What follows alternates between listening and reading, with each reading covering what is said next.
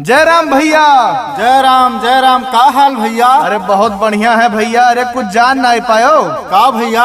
अरे अपने ग्राम पंचायत अफजलपुर से हाँ राज बहादुर वर्मा भैया चुनाव लड़त हैं। अरे अपने राज बहादुर भैया। हाँ अरे राज बहादुर भैया तो अपने बड़े नीक आदमी है। हाँ हमहू चरचौराहा बैठी थे तो उन्हीं चर्चा सुनी थे खूब। अच्छा हाँ तो अब की राज बहादुर भैया जितावे है अपने ग्राम पंचायत के विकास करावे है। नहीं बिल्कुल भैया, राज बहादुर भैया का मतदान दीजिए। हाँ। की प्रधान बनावा जे। और का बिल्कुल। चलो राज बहादुर भैया से मिली आई। चलो चलिए। चलो चलो चलो चलो चलो चलो। ग्राम पंचायत अफजलपुर की जनता जिंदाबाद जिंदाबाद जिंदाबाद। राज बहादुर वर्मा जी जिंदाबाद जिंदाबाद जिंदाबाद।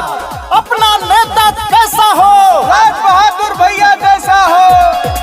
हर माँ का बेटा है बहनों का भाई, जनता के हक की ये लड़ते लड़ाई, जनता के हक की ये लड़ते लड़ाई। हर माँ का बेटा है बहनों का भाई, जनता के हक की ये लड़ते लड़ाई।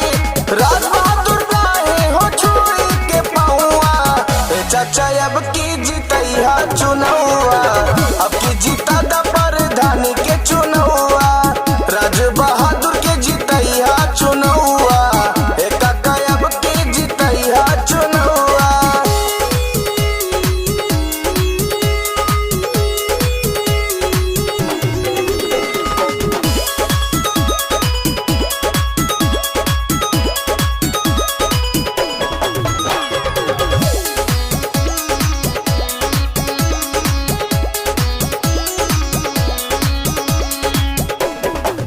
सबके आशीर्वाद पाई, बन के प्रधान चाचा आईब, बन के प्रधान चाचा आईब। सबके आशीर्वाद पाई, बन के प्रधान चाची हमारी।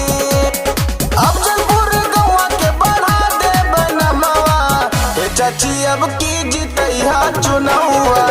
राज बहादुर